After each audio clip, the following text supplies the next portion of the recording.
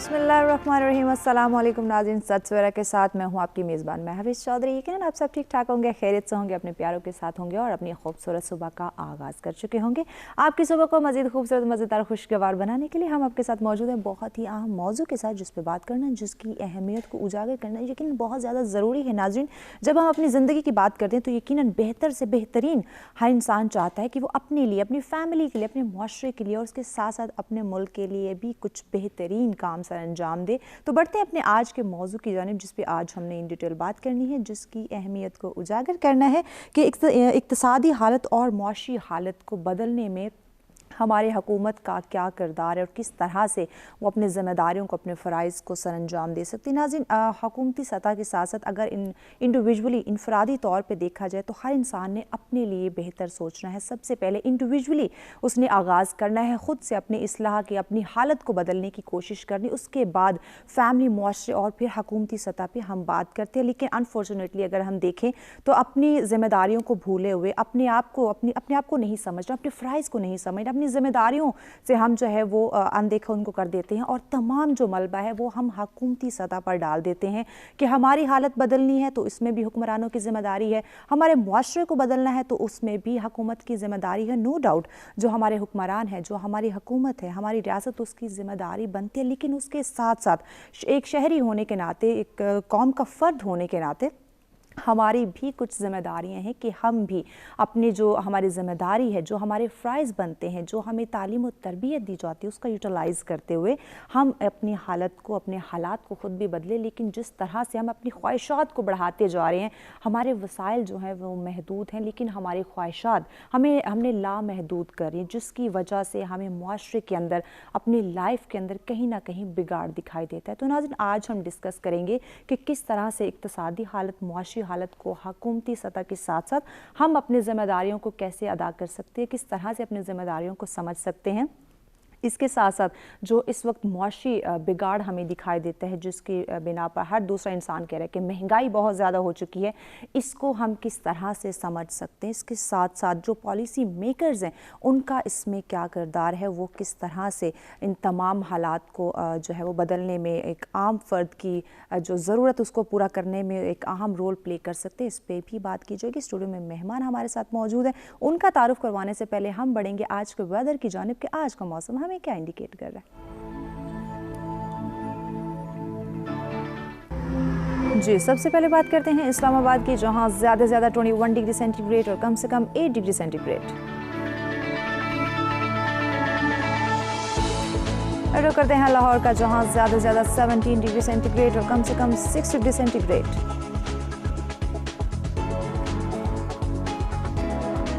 कुछ बात हो जाए कराची की, जहां ज़्यादा से ज़्यादा 28 डिग्री सेंटीग्रेड और कम से कम 14 डिग्री सेंटीग्रेड।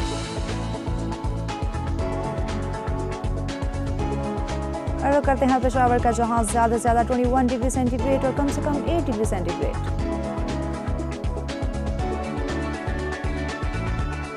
और करते हैं कोयटा का, जहां ज़्यादा से ज़्यादा 18 डिग्री सेंटीग्रेड और कम से कम 1 डिग्री सेंटीग्रेड।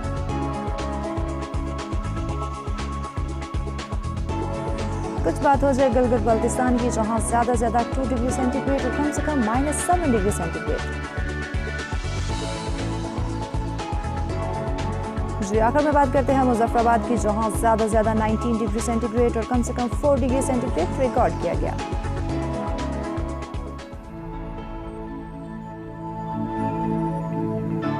जी नाज़रीन, ये जानी आपने मौसम की सूरत हाल। हमेशा हम बात करते हैं कि जिस तरह से बदलते मौसम से हम लुत्फ़अंदोज़ होते हैं, यकीनन इसी तरह से हमने अपनी ज़िंदगी के मौसम को भी बदलना है, उससे भी हमने लुत्फ़अंदोज़ होना, और वो यकीनन तभी मुमकिन होगा जब हमारी ज़िंदगी में जो उतार चढ़ाव हैं, जो प्रॉब्लम्स हैं, जिन मसाइल का हमें सामना है, उनको हम डिस्कस करें, उनकी सलूशंस की जानिब बढ़ें, ताकि अपनी ज़िंदगी के मौसम को भी खुशगवार बनाएं और अपनी ज़िंदगी के मौसम से भी हम यकीनन लुत्फ़अंदोज़ हो सकते हैं। अब बढ़ते हैं स्टूडियो में मौजूद अपने मेहमानों की जानिब, उनका तारुफ तारुफ करवाते हैं ताकि आज के मौजू पे इन डिटेल गुफ्तगू का आगाज़ किया जाए। हमारे साथ तशरीफ़ फरमा है जी, आप चेयरमैन पाकिस्तान नज़रियाती पार्टी से आपका ताल्लुक़ है, शहीद हैदर सियालवी साहब, अस्सलाम वालेकुम। खुशामदीद कहेंगे आपको। अल्लाह का बहुत करम जी। उनके साथ तशरीफ़ फरमा है आप रहनुमा हैं PTI की मेहर निगार साहब, अस्सलाम वालेकुम, खुशामदीद कहेंगे। Thank you so much. उनके साथ तशरीफ़ फरमा है जी, आप माहिर तालीम और मुसन्निफ़ हैं जी, राना गज़नफ़र अली गज़नफ़र साहब, अस्सलाम वालेकुम, खुशामदीद कहेंगे आपको। बहुत शुक्रिया। आप मोअज़्ज़िज़ मेहमानों का बहुत शुक्रिया, आपने हमें ज्वाइन किया जी। जी शहीद साहब, आपसे आगाज़ करते हैं, इक़्तिसादी हालत को, पाकिस्तान की इक़्तिसादी हालत को आप कैसे देखते हैं?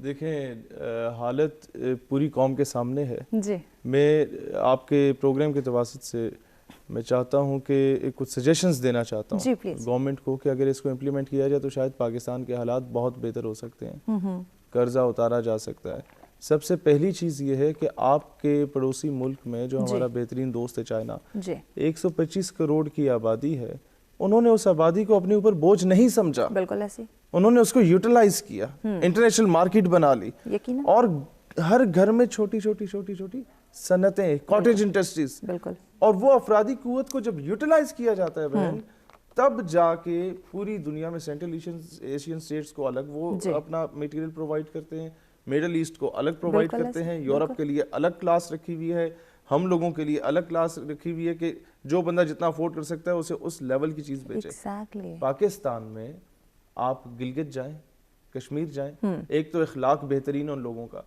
किरदार बेहतरीन उन लोगों का, और अल्लाह ने वो उन्हें सलाहियत अता की है, लेकिन वो यूटिलाइज कैसे नहीं होती। वहाँ हैंडमेड शॉल्स हैं जो 800 से लेके 1200 रुपए में बिकती है, ऐसे ही उस पे एक बड़ी कंपनी का टैग लग जाता है और हमारे इस्लामाबाद में बिकती है तो 12,000 रुपए की। एग्जैक्टली। अब उसको अगर बेहतरीन तरीके से आप पैक करके बरतानिया में या दुबई में बेचने हैं बहन, वो 40 से 60 हजार के दरमियान हैंडमेड चीज बिकती है। बिल्कुल। उससे जो ज़र मुबादला आता है वो उससे स्टेट को भी फायदा है, आपके गिलगित के AJK के लोकल्स को भी फायदा है। बिल्कुल ऐसे। तीसरी सजेशन ये है कि हम लोगों ने बी पाकिस्तानी बाय पाकिस्तानी का ट्रेंड ही खत्म कर दिया। हम लोगों ने आप देखें पाकिस्तान के पास मुख्तलिफ टेलीकॉम नेटवर्क्स हैं, रोजाना के अरबों रुपए रोजाना के मुल्क से बाहर जा रहे हैं उन मुल्कों में जिनकी कंपनीज यहाँ पर काम कर रही हैं।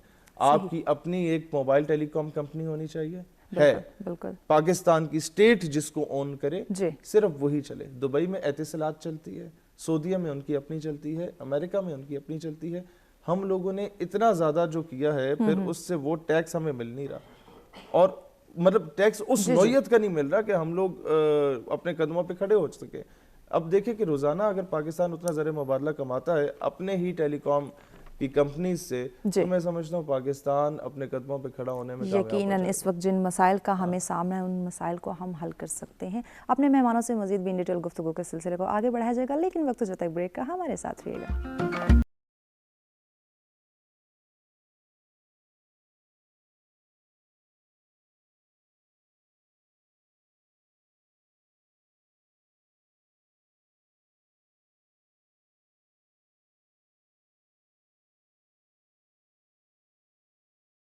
जी वेलकम बैक नाज़रीन, सच में एक दफ़ा फिर से आप तमाम देखने वालों को कहेंगे खुशामदीद। हमारा आज का मौजू जिस पे इन डिटेल गुफ्तगू का सिलसिला जारी है कि इक़्तिसादी हालत और मुआशी हालत को बदलने में हुकूमत का क्या किरदार है, पॉलिसी मेकर्स की क्या ज़िम्मेदारी है और किस तरह से वो इन हालात को बदल सकते हैं। तो यकीनन इस मौजू पर हमें गहरी गौर व फ़िक्र की ज़रूरत है। जी मेहर साहब, आपकी जानिब आते हैं, चूँकि आप दौर हाज़र के हुकूमत से आपका ताल्लुक़ भी है, तो आप किस तरह से देख रही हैं इक़्तिसादी हालत को और जो मुआशी हालत इस वक्त है उसको, क्या नज़रिया है आपका, क्या राय है और किस तरह से देख रही हैं, क्या हम मज़ीद इसमें चेंजिंग्स ला सकते हैं? बहुत शुक्रिया महविश। जैसे बात हो रही है कि हमारे मौजूदा दौर में क्या हालात हैं, तो किसी भी ख़राबी को ठीक करने के लिए हमें थोड़ा सा पीछे जाना पड़ेगा ताकि हमें मालूम हो कि हम कहाँ से गलती पर आ रहे हैं। ठीक है। अगर हम देखें तो हमारा 62 का दौर वो था कि जब एक खुशहाल पाकिस्तान नज़र आता था, एक तरक्की की तरफ जाता हुआ पाकिस्तान था। उसके बाद कुछ हमारी बदकिस्मतियाँ शुरू हुई कि 65 की वॉर हुई, उसके बाद भी 68 में आप कह लें कि थोड़ा सा हमारा फिर से वो अच्छा दौर था कि बेहतरी की तरफ जा रहे थे।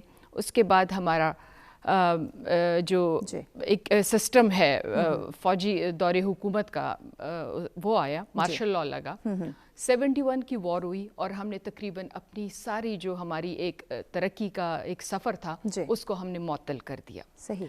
اس کے بعد ہمارا وہ دور آیا جب انڈسٹریز کو نیشنلائزیشن کی طرف لے جایا گیا, اور جو زمیندار تھے یا جو ان کے بڑے بڑے جاگیریں تھیں تو اس کو نیشنلائز کرنے کی یا کسانیت کی طرف لے کر گئے. یہاں پر ہم سے بہت سی غلطیاں ہوئیں, وہ غلطیاں ہم لے کر چل رہے ہیں, اور اسی دوران ہمارا, کیونکہ جب آپ کے پاس گھر میں کچھ نہیں ہوگا, گھر چلانے کے لیے آپ ضرور باہر سے قرضہ لیں گے. بالکل, ہم قرضوں کی طرف چلے گئے. یعنی اب آج تحریک انصاف نے جو قرضہ لیا ہے وہ 22ویں دفعہ ہے. آپ کہہ لیں کہ اس سے پہلے 21 دفعہ قرضے لیے جا چکے ہیں, IMF کی طرف ہم جا چکے ہیں. جب آپ کے اوپر قرضہ ہوتا ہے تو آپ قرض کو ختم کرنے کے لیے اپنے گھر کے معاملات کو بہتر کرتے ہیں, اپنے اخراجات کو کم کرتے ہیں, اور اس میں کچھ تناسب کو بہتر کرتے ہیں. لیکن ہمارا وہ شعار نہیں تھا. ہم قرضوں کے اوپر ہم اپنے لیے بڑی بڑی گاڑیاں لیتے رہے, بڑے بڑے قرض یوں کہہ لیں محلات بناتے رہے, اور قرضوں کو بڑھاتے رہے. صحیح. تو ابھی کا دور بھی اسی تکلیف سے چل رہا ہے. ہماری جیسے ورلڈ بینک کی اس دفعہ کی رپورٹ میں تھا کہ پاکستان کرونا کے بعد ایک اچھی سمت میں چل رہا ہے, کیونکہ ہماری انڈسٹریز میں بھی اضافہ ہو رہا ہے, ہمارا جو سروسز کا سیکٹر ہے وہ بھی کام کر رہا ہے, بارشیں بھی اچھی ہوئی ہیں تو ہماری فصلیں بھی انشاءاللہ اچھی ہوں گی. لیکن پاکستان کے اوپر جو 127 ارب ڈالر کا قرضے کا بوجھ ہے وہ بھی ساتھ ہی ساتھ چل رہا ہے. جہاں پر آپ کو اتنا بڑا قرضہ دینا ہوتا ہے تو پھر آپ کے لیے اس کو مینٹین رکھنا, اس تناسب کو, وہ ذرا مشکل ہو جاتا ہے. صحیح. جی غضنفر صاحب, آپ کی جانب آتے ہیں. اس وقت جو ہمیں ایک معاشی بگاڑ دکھائی دے رہا ہے, کیا اس کی وجہ بھی آپ ان قرضوں کو سمجھتے ہیں, یا ایک عام شہری, عام فرد ہونے کے ناطے ہم اپنی ذمہ داریوں سے منہ پھیرے ہوئے اس کو سمجھتے ہیں؟ میرے خیال میں جس طرح وہ ایک شعر تھا نا کہ یاد ماضی عذاب ہے یارب, چھین لے مجھ سے حافظہ میرا, آنکھ سے دور نہ ہو دل سے اتر جائے گا, وقت کا کیا ہے گزرتا ہے گزر جائے گا. تو ہمیں جو ہے نا ماضی کی طرف بھی دیکھنا چاہیے. جو ہماری پہلی فیز تھی نا معیشت کی ترقی کے جو منصوبے تھے, آج ہم تقریباً 9th فیز سے گزر رہے ہیں, 9ویں اس سٹیج پہ ہیں. ہم نے اس وقت ایک بڑا اچھا فیصلہ کیا. ہم نے 2 باتوں کو فوکس کیا. ہم نے پہلی بات یہ سوچی 1947 ٹو 1950 ان 3-4 سالوں میں ہم نے یعنی پاکستان کے بعد آغاز میں ہی یہ ڈیسائیڈ کر لیا تھا, اور یہ بڑا اچھا ہمارا خیال تھا کہ ہمیں انڈسٹری اور ایگریکلچر پہ فوکس کرنے. بالکل. اور انڈسٹری کو اگر دیکھا جائے تو ایگریکلچر تو بائی نیچر ہی ایک انڈسٹری سمجھی جاتی ہے. اور اس وقت جب ہم یہاں پہ آئے ہیں تقریباً 3 کروڑ سے زائد آبادی کے ساتھ جب ہم شفٹ ہوئے ہیں, تو ہم نے طے کر لیا تھا کہ ہمارا جو نصف معیشت کا انحصار ہے وہ زراعت پر ہے, ایگریکلچر پہ ہے. لیکن جس طرح میں بھی بات کر رہی تھی, اور ہماری یہ بدقسمتی ہے کہ گزشتہ 10 سالوں میں, پچھلے 10 سالوں میں یعنی 2010 سے 2020 تک ہم زراعت میں صرف 2.32% تک ہی اس کوئی جو شرح ہے وہ گرو کر سکے.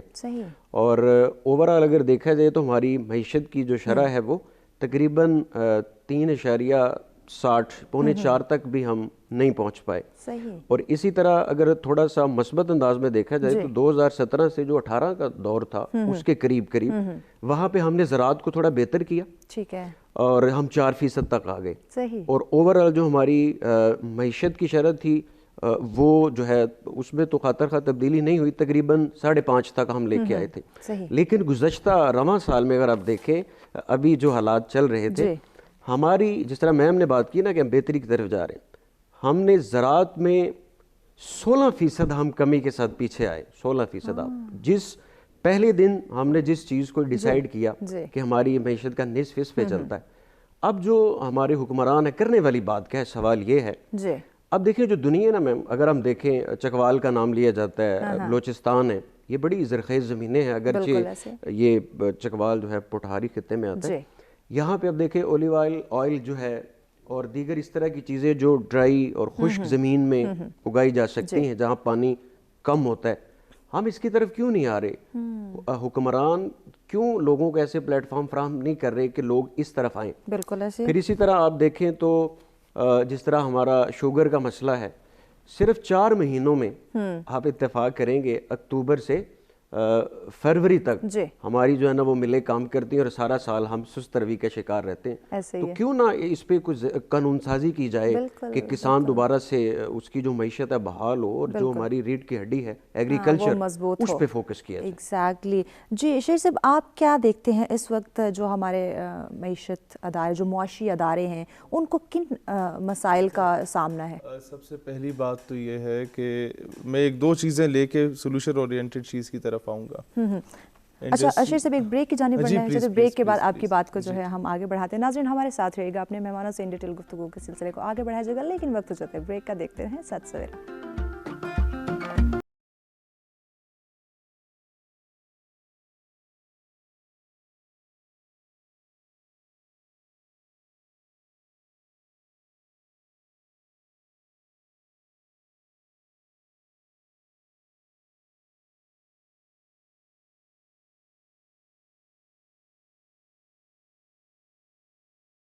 ویلکم بیک ناظرین. سچ میں ایک دفعہ پھر سے آپ تمام دیکھنے والوں کو کہیں گے خوش آمدید. ہمارا آج کا موضوع جس پہ ان ڈیٹیل گفتگو کا سلسلہ جاری ہے کہ اقتصادی حالت اور معاشی حالت کو بدلنے میں حکومت کا کیا کردار ہے. جی شیر صاحب، بریک پہ جانے سے پہلے آپ سے گفتگو کا سلسلہ جاری تھا، جو معاشی ادارے ہیں ان کو کن مشکلات کا سامنا ہے، آپ بیان کیجیے. دیکھیں، اداروں کو کسی قسم کی مشکلات کا سامنا نہیں ہے.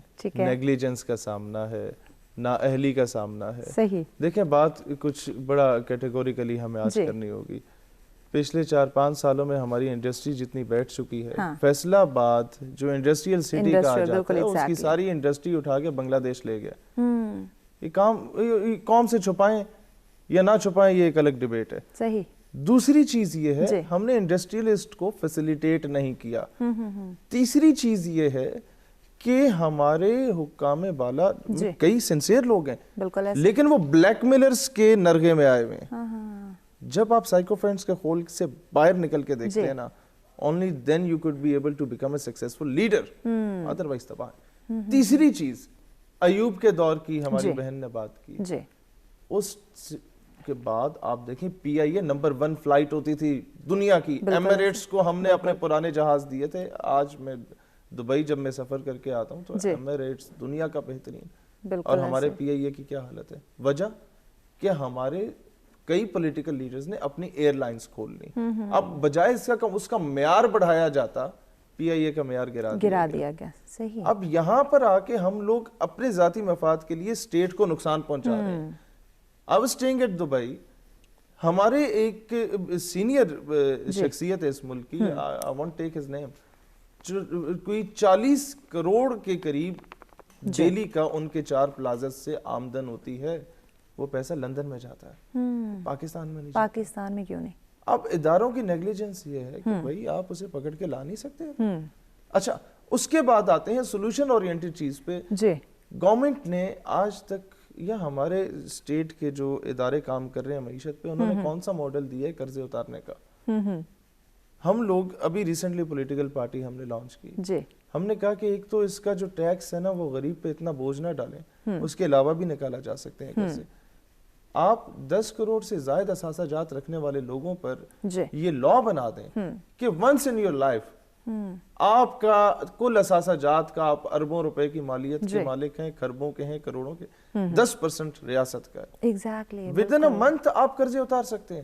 اب میں آپ کو بتاتا ہوں ماڈل امپلیمنٹ جرمنی میں اس وقت حالات ہوئے کہ جو امیر ہے وہ امیر سے امیر تر ہوتا جا رہا ہے، غریب غریب سے غریب تر ہوتا جا رہا ہے. یہ ماڈل بہن امپلیمنٹ ہوا جرمنی میں آفٹر ورلڈ وار 1.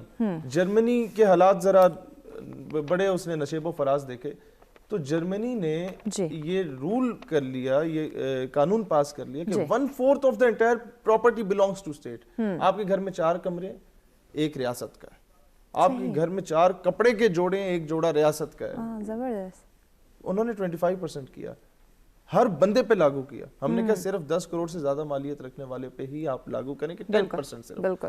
اور آپ کی بڑی بڑی سوسائٹیز بنی ہوئی ہیں, ہر بندہ افورڈ کر سکتا ہے. پاکستان میں انفرادی سطح پہ کئی لوگ بہت زیادہ سٹیبل ہو چکے ہیں, ریاست کمزور ہو چکی ہے, اور ریاست جب کمزور ہوتی ہے تو پھر میری آپ کی ہمارے وزراء کی انٹرنیشنل ایئرپورٹس پہ جو عزت کی جاتی ہے, اس سے کوئی ایسا شخص نہیں ہے جو ناواقف ہو.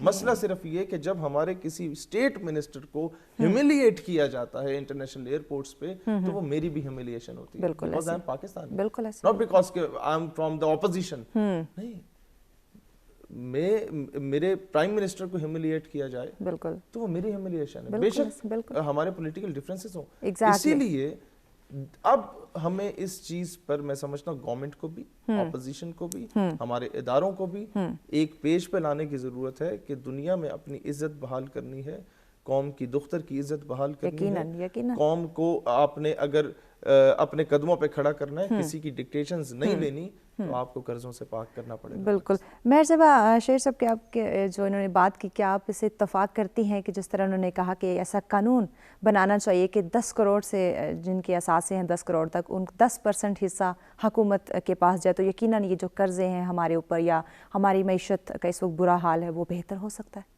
مہوش, بات دراصل یہ ہے کہ قوانین ہمارے پاس اتنے ہیں کہ میرے خیال میں کسی اور ملک کے پاس نہیں ہے. ٹھیک ہے, بات ہے ول کی. بالکل. اگر میں چاہتی ہوں کہ میرا ملک آگے بڑھے, میرا ملک ترقی کرے, تو جو میرے پاس میرے اوپر آج جو ٹیکس لاگو ہے اور وہ میں ادا کر دوں, تو ابھی بیٹھے بیٹھے میں آپ سے کہوں کہ ہمارے قرضے ختم ہو جائیں. ہمارے جو لیڈرز ہیں, جو لیڈر صاحبان ہیں, ہم نے اگر آپ نے دیکھا ہو تو پچھلے دور حکومت میں قرض اتارو ملک سوارو چلا. ہماری قوم بیٹھی تھی اور پیسے لا کر جمع کر رہی تھی, وہ کدھر گئے؟ ٹھیک ہے نا. ہم قوانین کی نہ کمی ہے. میں اگر کہوں تو واقعی اگر میرا لیڈر کرپٹ ہے تو میں بھی کرپٹ ہوں, میرا چھوٹے سے چھوٹا دکاندار بھی کرپٹ ہے, میرا دودھ بیچنے والا بھی کرپٹ ہے. ہم میں سے کون, ہم بات کرتے ہیں, میں خود اس بات کی تائید کرتی ہوں کہ اگر آپ ان پر پینلٹیز لگائیں, آپ ان پر سزائیں دیں, کیوں میں سزا کے بغیر اور پینلٹی کے بغیر میں اپنے آپ کو دنیا کا سب سے بڑا مسلمان کہتی ہوں, میں اپنے حقوق اور فرائض کی طرف کیوں اتنی وہ نہیں ہوں, مخلص نہیں ہوں. تو بات دراصل یہ ہے کہ حکومت میں بھی جو بیٹھے ہیں وہ بھی ہماری قوم کے لوگ ہیں, ہماری ایک ہی شخصیتیں ہیں, میں آپ کو بتاؤں. تو ہم نے اس روش کو بدلنا ہوگا, ہم نے اپنے فرائض کو سمجھنا ہوگا. تو ہم میں کوئی کمی نہیں ہے, بہت ایسی قوم ہے جو کہ اپنا تن من دھن نچھاور کرنے کے لیے تیار ہے, لیکن وہ کس پر اعتبار کرے. اگر قرض اتارو ملک سواروں کے پیسے چلے گئے تو ان میں ان بیچاروں کا کیا قصور, انہوں نے تو دے دیے تھے. ٹھیک ہے نا. تو ہم نے سب نے مل کر اگر اپنے آپ کو بدلنا ہے تب ہم اس ملک کو بدل سکتے ہیں. بالکل ایگزیکٹلی. اگر ہم نے اپنے ملک کو بدلنا ہے تو انڈیویجولی اپنے آپ سے, اپنی اصلاح سے ہم نے آغاز کرنا ہوگا. تو اس کے لیے ہر انسان کو, قوم کے ہر فرد کو شعور ہونا ضروری ہے کہ کس طرح سے وہ اپنے حالات جو ہیں وہ بدل سکتا ہے, اپنے ملک کے حالات میں کس طرح سے وہ اپنے فرائض کو سر انجام دے سکتا ہے, اس کی جو ذمہ داری ہیں اس کو کس طرح سے ادا کر سکتا ہے. اور تعلیم کے ذریعے یقیناً یہ شعور آ سکتا ہے. تو اس پہ بھی آگے چل کے ہم بات کریں گے کہ تعلیم و تربیت کا اس میں کتنا اہم رول ہے, کس طرح سے ایک عام جو شہری ہے اس کو ہم شعور دیں کہ حکومتی سطح پہ اس کی کیا فرائض ہیں, کیا ذمہ داری ہے, کس طرح سے اس نے سمجھنا ہے, کس طرح سے ان کو ادا کرنا. اس پہ بات کی جائے گی, لیکن وقت جب تک بریک کا ہمارے ساتھ رہیے گا.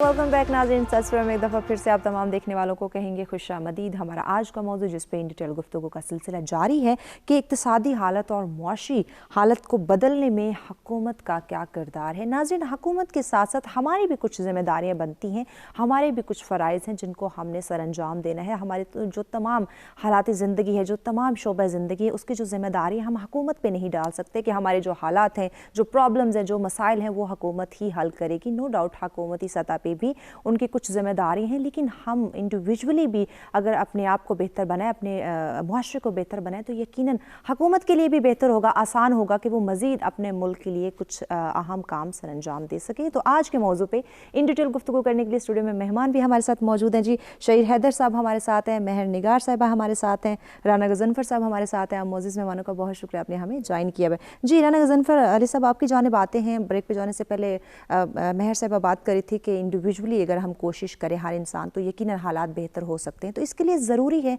कि हर इंसान को शऊर हो, वो अवेयर हो कि किस तरह से उसने अपनी इस्लाह करनी है, किस तरह से उसने अपने इर्द गिर्द लोगों की इस्लाह करनी है। जो प्रॉब्लम्स हमें फेस करने पड़े हैं मईशत के हवाले से, मुआशी हवाले से, हुकूमत को ब्लेम देने से पहले हम अपने अंदर ऐसी अवेयरनेस क्रिएट कर लें कि हमें हुकूमती सतह पर उनको इल्ज़ाम देने की ज़रूरत ही ना पड़े। जी जी, बड़ा मुश्किल सवाल किया मैम आपने। वो शेर था ना कि हक़ तनकीद तुम्हें है मगर इस शर्त के साथ, हाँ, जायज़ा लेते रहो अपने भी गिरेबानों का। बिल्कुल, तो मैं इसमें यही कहूँगा कि यकीनन मैं खुद को भी इसका ज़िम्मेदार ठहराता हूँ, हमारे तालीमी इदारे भी ज़िम्मेदार हैं, हमारे स्टूडेंट्स जो बरादरी है वो भी इसकी ज़िम्मेदार है।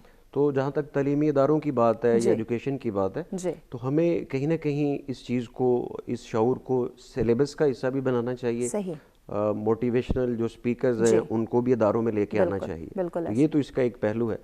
लेकिन जो बात अभी चल रही थी, मैं उस पर थोड़ा फोकस करूंगा कि वो कहा था ना कि ढूंढने वाला सितारों की गुजरगाहों का अपने अफकार की दुनिया में सफ़र कर ना सका।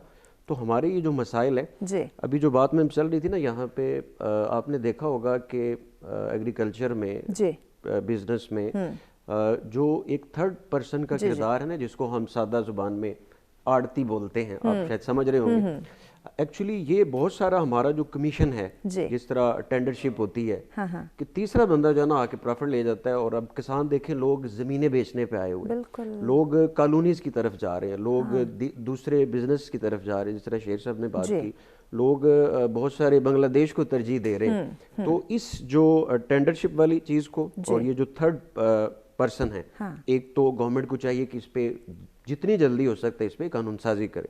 और अगली बात, अभी बात चल भी रही थी कि आप देखें हमारा जो गुजरांवाला, वजीराबाद, सियालकोट, इतने ये जरखेज इलाके हैं हुनरमंद अफराद के हवाले से। आपकी इलेक्ट्रॉनिक्स से लेके औजार, जितनी चीजें वहां पे बन रही, क्या हम इन लोगों को आसान साथ में या और किसी ऐसे फार्मूले के तहत कर्जे नहीं दे सकते?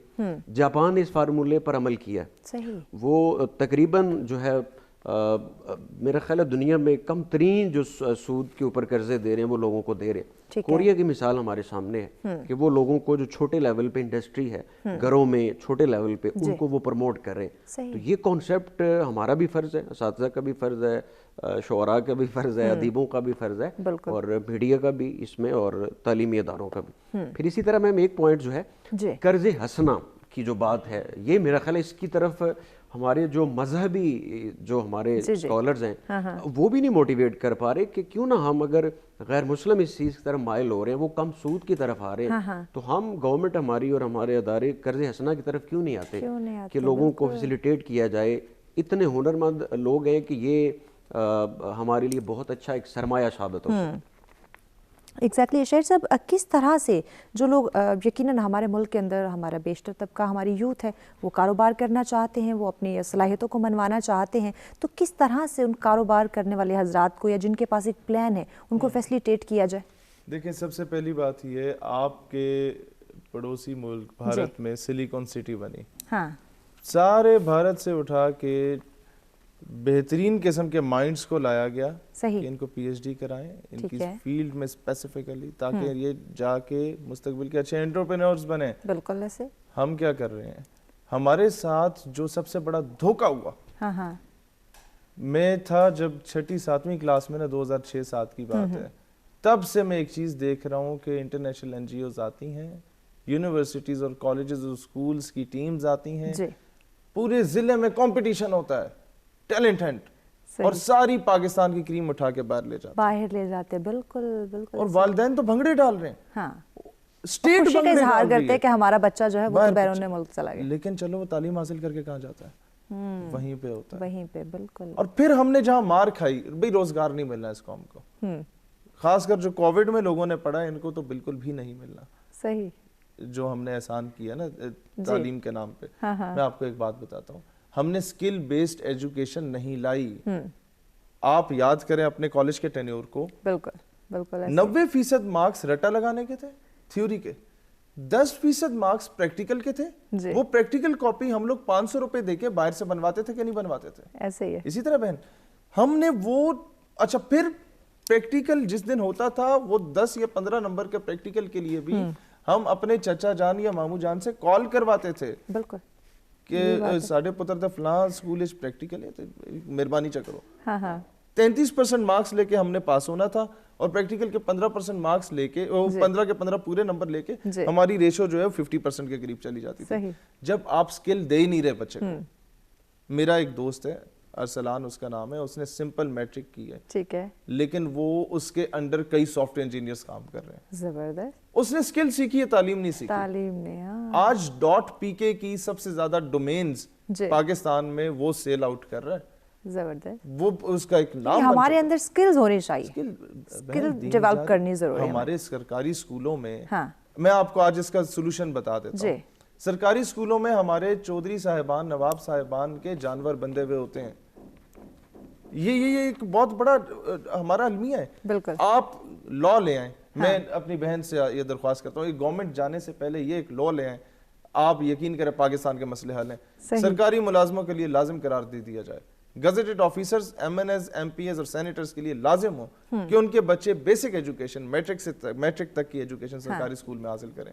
غریب کسان مزدور ہاری کے بیٹے کے ساتھ آٹومیٹیکلی ایم این اے کال کرے گا کہ پرنسپل صاحب میرے بیٹے کو فلوئنٹ انگلش نہیں آتی, پرنسپل صاحب میرا بیٹا جو ہے وہ صحیح طریقے سے ابھی کلمہ نہیں پڑھ پا رہا. تو جب پرنسپل صاحب فوکس کریں گے نا ایم این اے صاحب کے بیٹے پہ, تو 40 اور بچوں پہ بھی فوکس ہو جائے گا. ایگزیکٹلی. اور جب یہ دیہڑی دار کا بچہ غربت دیکھنے کے بعد مین سٹریم میں آتا ہے, اسے پتہ ہے غریب کا دکھ کیا ہے, کیا ہوتا ہے. بالکل. تب وہ جا کے وہ کام کرتا ہے, امپلیمنٹ کرتا ہے جس چیزوں کا بیچارہ ابھی بڑے بڑے محلات سے اٹھ کے تحفے میں ایک گورنمنٹ کو لوگ مل جاتے ہیں, پھر دوسری گورنمنٹ کو ملتے ہیں, پھر تیسری کو ملتے ہیں, ان کو نہیں پتا ہوتا. چیک اینڈ بیلنس ہونا بہت ضروری ہے. کلاس کا جو سسٹم ہے اس کو ختم کرنا ہے. شیر صاحب آپ کی بات کو آگے بڑھائیں, بریک کی جانب بڑھنا ہے. بریک کے بعد ناظرین اپنے مہمانوں سے ان ڈیٹیل گفتگو کے سلسلے کو مزید بھی آگے بڑھایا جائے گا, ہمارے ساتھ رہیے گا.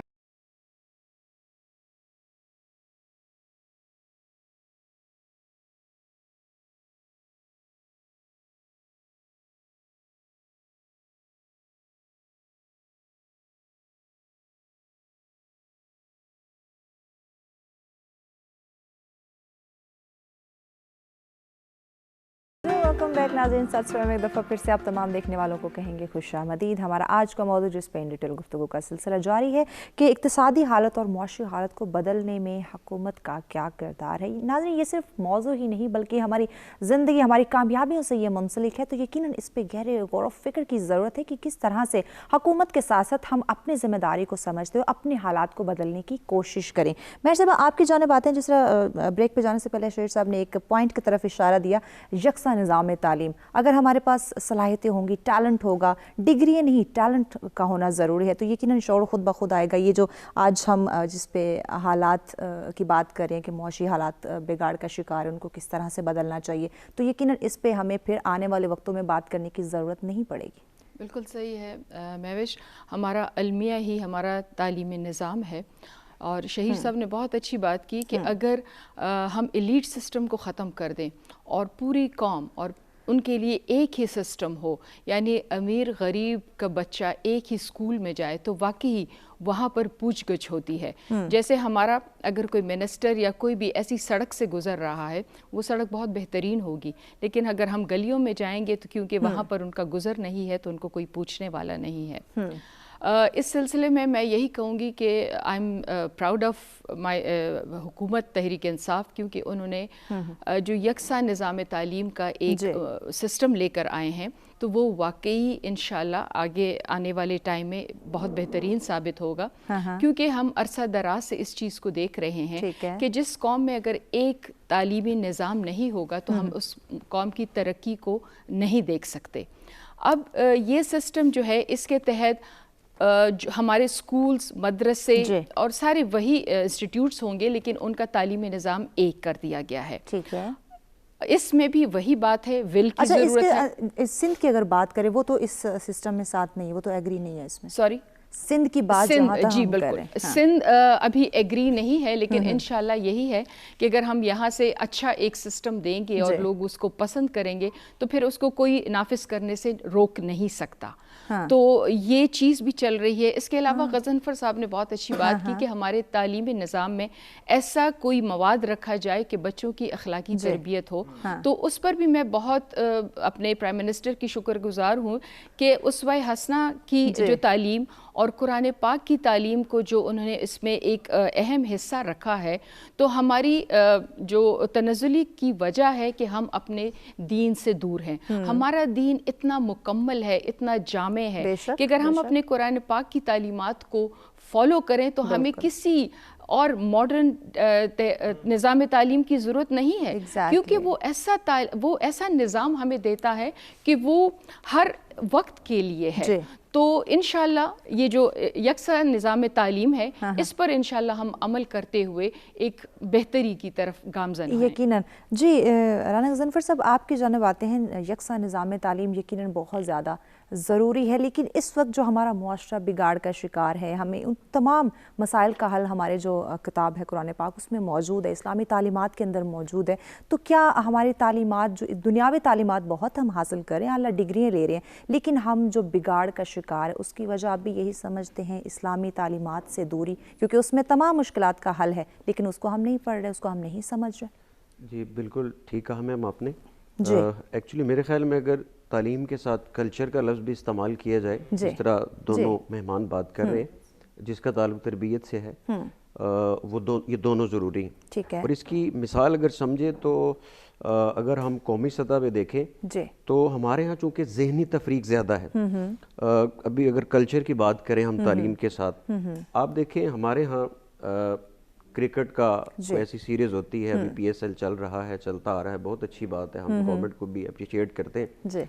लेकिन अब देखें कि इस कौम का अलमिया है कि जब बसंत की बारी आती है तो हम लोग जो है वो इख्तलाफात का शिकार हो जाते हैं। उसके नुकसानात से मैं भी इत्तेफाक करता हूँ। ठीक है। उसके जो मनफी पहलू हैं मैं भी उससे इत्तेफाक करता हूँ, आप भी करते हैं। लेकिन देखिए हज़ारों की तादाद में बाहर से आने वाले लोग इधर अपने मुल्क में स्पेशल इस काम के लिए आने के लिए तैयार हो जाते हैं, लेकिन यहाँ पे उनको फिर पाबंदियों का सामना किया जाए। बिल्कुल ऐसे, बिल्कुल। अब इसका हल क्या है?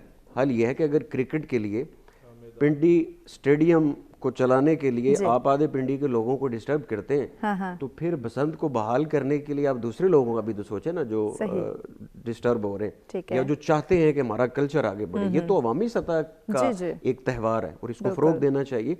और इसमें आप देखें कि फाइनेंशियली और इकोनॉमी के हिसाब से भी हमारी गवर्नमेंट सतह पे इस पे बहुत सारे फ़ायदे पोशीदा हैं। तो मेरे ख्याल में बसंत को एक जगह का तयन कर दिया जाए, उसमें लिमिटेशन रख दी जाए, आप केमिकल वाली डोर पे पाबंदी लगाएं, आप अपनी इंतज़ामिया को थोड़ा स्ट्रॉन्ग करें, तो बजाय इसकी कि चीज़ कोई आप बैन कर दें तो आप उसको एक जायज़ हद तक रहने दें। दूसरी बात मैम यहाँ पे मेरा ख्याल अभी तक नहीं हुई, हमारे यहाँ जो सियाहत है वो बहुत पहलू रखती है। बिल्कुल, जंगलात की सियाहत है। मैं कहता हूँ, हम तो बात करते हैं ना कि वादी हुंजा, गिलगित, मालाकंड, नारान का गान वगैरह वगैरह। अब वहाँ पे जब लोग जाते हैं उनको पेट्रोल का इशू होता है, मिलता नहीं है, मिल भी जाए तो महंगा मिलता है। इवन आप किसी मोटरवे GT रोड पे किसी जगह पे आप पेट्रोल पंप पे रुक जाएं, 10 रुपए की चीज आपको 110 रुपए की मिलेगी। ठीक, वो कहते हैं आपको सफाई नजर आ रही है, आपको माहौल नजर आ रहा है। बिल्कुल। तो ये जो चीजें ये खत्म होनी चाहिए। फिर ये है कि इन बड़े बड़े जो हमारे सियाहत के ये बड़ी बड़ी जगह हैं, इनकी तरफ तवज्जो देनी चाहिए। और दूसरा, مذہبی سیاحت جو ہے ہمارے یہاں دیکھیں طرح طرح کے مذاہب موجود ہیں، ٹھیک ہے، ہماری جو کرتارپور راہداری ہے اس سے ہم کما بھی رہے ہیں، مزید اس میں قانون سازی کی جا سکتی ہے. پھر اتنے گردوارے ہیں، امام بارگاہیں ہیں، بڑی بڑی ایسی ہمارے اعلیٰ گھرانوں کی شخصیات ہیں، ہماری مساجد ہیں، ہسٹوریکل ہماری ایسی یادگار جگہ ہیں. اب دیکھیں بادشاہی مسجد ہے، لوگ جاتے ہیں اور گھوم کے سیلفیاں لے کے آ جاتے ہیں، اور اس طرح کی جو دیگر چیزیں وہاں پہ آپ نمائش گاہیں بنائیں، آپ وہاں پہ ایگزیبیشنز بنائیں، آپ دیگر اس طرح کی لائبریریاں بنائیں، نئی چیزیں اس طرح کی انٹروڈیوس کروائیں تاکہ لوگ اپنے کلچر کے ساتھ بھی جو ہے وہ جڑے رہیں. لیکن بات پھر وہی ہے کہ میں کس کے ہاتھ پہ اپنا لہو تلاش کروں، تمام شہر نے پہنے ہوئے ہیں دستانے. بالکل، یہ ہمارے ملک کے اندر تمام تر وسائل موجود ہونے کے باوجود ہم ان کا بہتر یوٹیلائز نہیں کر پا رہے اور ہم ترقی ڈھونڈنے جاتے ہیں بیرون ملک کے اندر، جبکہ ناظرین ہمارے ملک میں ہمارا بیشتر طبقہ ہماری یوتھ ہے، وہ ان کے اندر بے شمار صلاحیتیں ہیں، ان کا استعمال کرتے ہیں. اب ہمارے ملک کے اندر اللہ پاک نے اتنی آپ کو قدرتی وسائل دیے ہوئے ان کا یوٹیلائز کرتے ہوئے ہم خود کو کامیاب بنا سکتے ہیں، لیکن صرف اور صرف اس میں کمی ہے، شعور کی کمی ہے اس میں کہ ہم مینج نہیں کر پا رہے. تو اس میں مزید بھی آگے چل کے بات کریں گے، لیکن وقت جو تک بریک کا ہمارے ساتھ رہیے گا.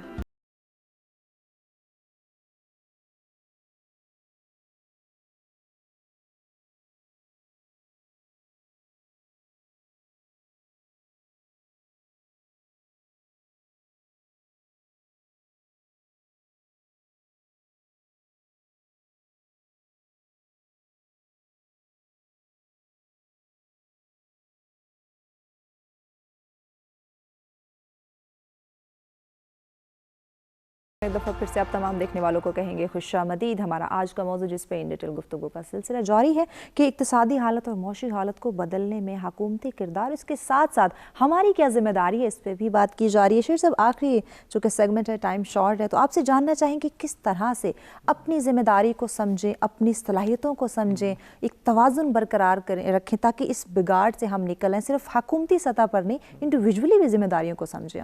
میں انڈیویجولی ذمہ داری لوں آج سے، ٹھیک ہے، اور میں اپنی ذاتی حیثیت میں گورنمنٹ کو فورس کروں کہ 3600 پروڈکٹ صرف 2 کمپنیز آپ کو دے رہی ہیں. ٹھیک ہے، شیمپو، صابن، ٹوتھ پیسٹ اور پتہ نہیں کیا کیا، جی، جس پر روزانہ کا اربوں روپیہ پاکستان سے باہر جا رہا ہے. آپ کے سینکڑوں ہزاروں کیمیکل انجینئرز مارکیٹ میں فارغ بیٹھے ہوئے ہیں، ان کو پروجیکٹ دیں.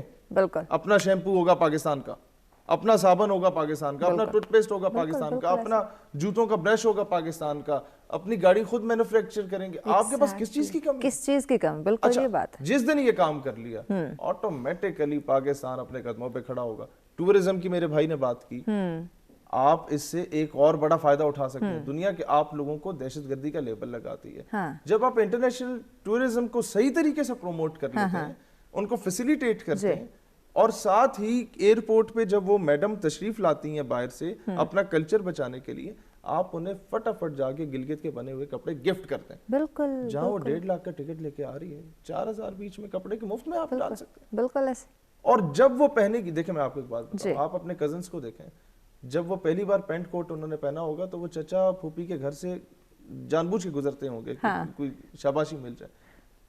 اور جہاں فیس بک پہ 100 لائک ہوتے ہیں، وہاں 500 لائک ملتے ہیں. ایسے ہی ہے. تو جب کوئی گوری میڈم ادھر آ کے ہمارے شال پہنے گی اور دوپٹہ لے گی، تو ڈیفینیٹلی وہ جب سیلفی لے کے لگائے گی جی فیلنگ بلیسڈ ان پاکستان، تو لوگوں کے منہ پہ تھپڑ ہوگا جو کہتے ہیں پاکستان دہشت گرد. بالکل، آٹومیٹیکلی کلچر بھی پروموٹ ہوگا. بالکل، جس طرح برٹش آئے تھے وہ میاں بیوی تشریف لائے ادھر، شہزادے جو تھے، انہوں نے جس دن پاکستانی جوڑا پہنا، دنیا میں کتنی پذیرائی. بالکل ایسے، ایک امن کا گہوارہ ہے ملک آپ کا.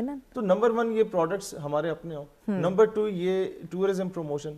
نمبر 3 ایک وہی آپا والی بات کہ قانون ہے امپلیمنٹ کر لیں آج. امپلیمنٹ ایگزیکٹلی کہ وہی کیے کہ بندہ جب ریٹائر ہوتا ہے 1 سال کے لیے اس پہ پابندی لگاؤ یا 2 سال کے لیے ملک سے باہر نہیں جائے گا.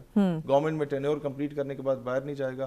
اس کے موبائل فونز لیں، اس کے بیگم صاحبہ کے موبائل فونز لیں، اس کے بچوں کے موبائل فونز لیں، بینک اکاؤنٹس دیکھیں، اس کے فرنٹ مین کے بینک اکاؤنٹس دیکھیں کہ بھائی جو 20 کروڑ کا آپ نے ٹھیکہ لیا 6 کلومیٹر کی سڑک بنانے کے لیے، اس پہ 2 کروڑ خرچ ہوئے، باقی کا 18 کروڑ کدھر ہے؟ کہاں گیا؟ وہ جو آڑتی والی بات کر رہے ہیں نا، یہ آڑتی ادھر بھی بیٹھے ہوئے ہیں، جو 3rd پرسن بیٹھا ہوا ہے نا، وہ ٹھیکیداری کے پیسے کھانے والا. کتنا وزیر صاحب کی جیب میں جاتا ہے, کتنا سیکرٹری صاحب کی جیب میں جاتا ہے, کتنا ٹھیکیدار, کتنا فرنٹ مین, کتنا ڈیل کرانے والے کے.